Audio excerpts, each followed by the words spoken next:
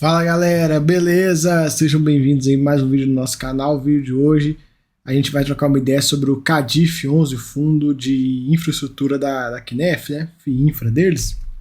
A gente vai ver como é que ele está mais um mês de CADIF, e nesse mês a gente teve uma melhora nos rendimentos. E eu lembro que eu vinha comentando com vocês já nos últimos vídeos que eu gostaria de ver qual seria o patamar que esse fundo ficaria em caso de inflação positiva e tudo, ou uma inflação um pouco mais controlada, até porque nos últimos, antes da deflação a gente estava com valores bem elevados, né, e agora a gente está com valores um pouco mais civilizados, e a grande pergunta é, qual vai ser o patamar de recorrência desse fundo com uma inflação aí rodando entre 0,5 e 0,6, que é o que deve ficar aí para o próximo ano, no melhor dos cenários. Claro que a PEC do estouro do teto lá pode pressionar bastante a inflação, mas vamos trabalhando com o cenário Boletim Focus. Tá? Boletim Focus dá mais ou menos isso aí, um pouco mais, um pouco menos. Enfim, pra gente ter uma ideia, né? Porque é o que eu comento com vocês. Para mim, existe um grande problema, digamos assim, na precificação correta desse produto, sem a gente saber esse nível de recorrência, até porque a gente veio de uma inflação muito elevada. Então, tô curioso para ver. Tem coisa que a gente tem que deixar o tempo passar pra gente ir vendo a mecânica do produto e tudo, ver o que ele vai fazer. Por exemplo, hoje, nesse mês, ele fez algo que ele nunca tinha feito. Vocês vão ver já já. Então vamos lá. 2,5 bi é o maior FIINFRA, assim, disparadíssimo. Cota mercado dele tá ali rodeando 126, 127. Patrimonial já tá em 129, né? Ele vem distribuindo um pouco de dinheiro que estava... inflação que estava presa aqui, até porque esse fundo, quando ele era para investidor qualificado, ele pagava só juros, a inflação ficava dentro dele. E aí agora ele está entregando um pouco dessa inflação antiga.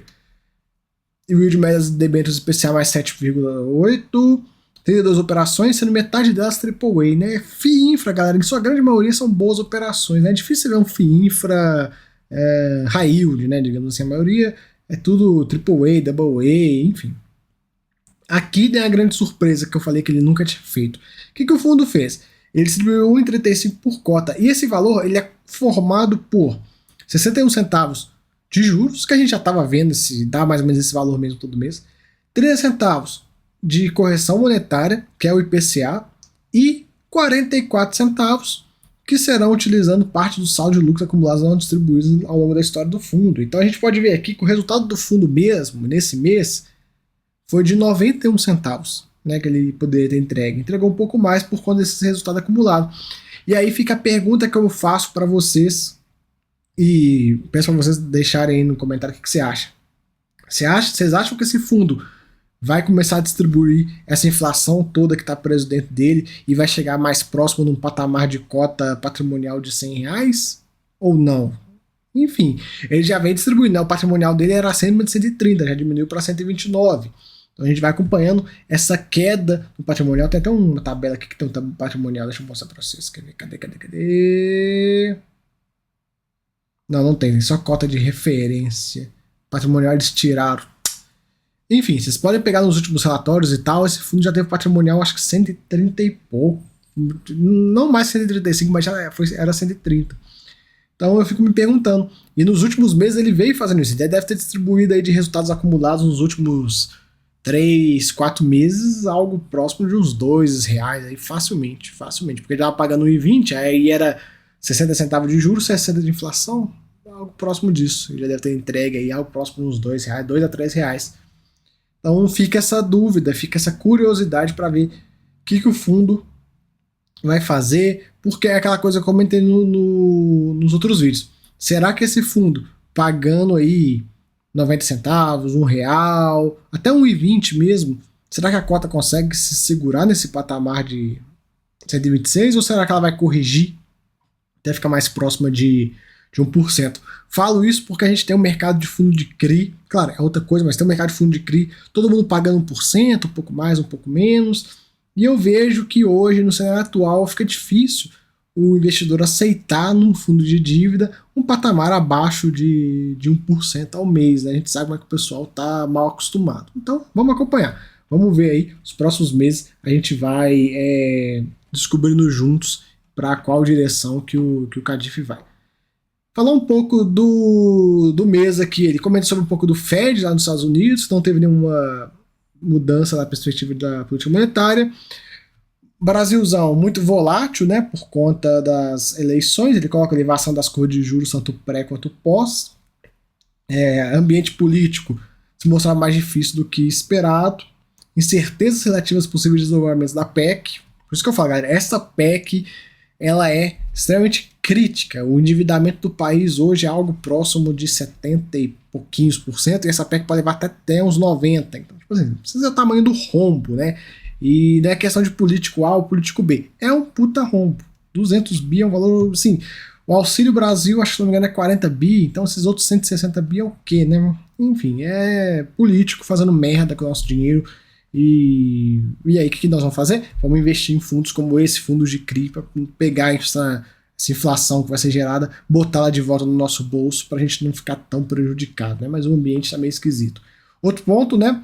Indefinição em relação aos ministérios e com especulações em torno das potenciais indicados alimenta o risco do país. É aquela coisa, a gente não sabe quem que é a equipe de ministérios, a gente não sabe quantos ministérios, a gente não sabe nada a respeito de ministérios, mas a lista de quem vai tocar na festa da posse já saiu. Então, galera, imagina o gringo vendo isso. Pensa o gringo vendo isso, puta que bosta.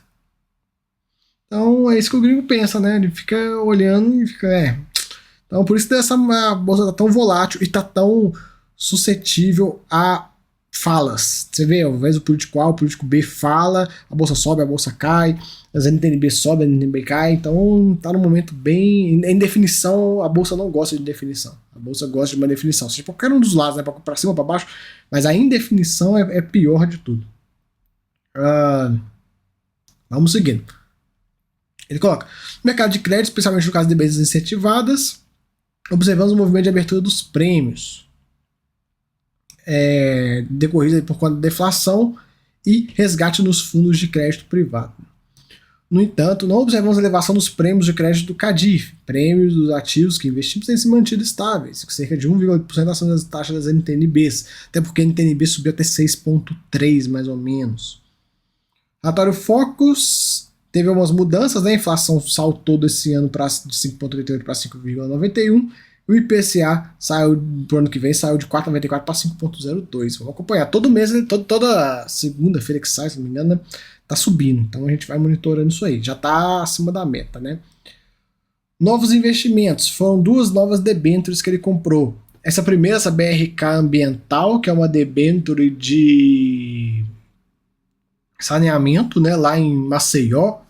Operação de 2 bi praticamente, e os fundos da Quiné pegaram 12%, pegaram um pouquinho, né?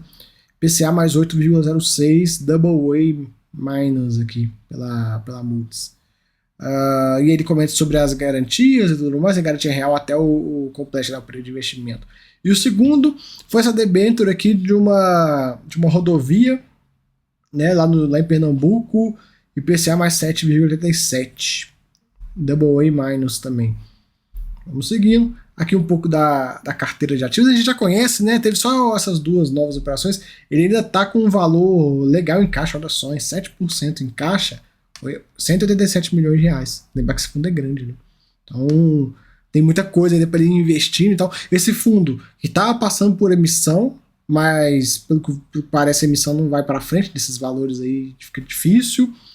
E aí fica aquele questionamento, né, que eu falei para vocês. Será que não vale a pena entregar todos esses R$30 de lucro e voltar o fundo para base 100? Porque aí base 100 pagando 90 centavos já fica um pouco mais aceitável. Eu não sei, galera. Sinceramente, eu não sei.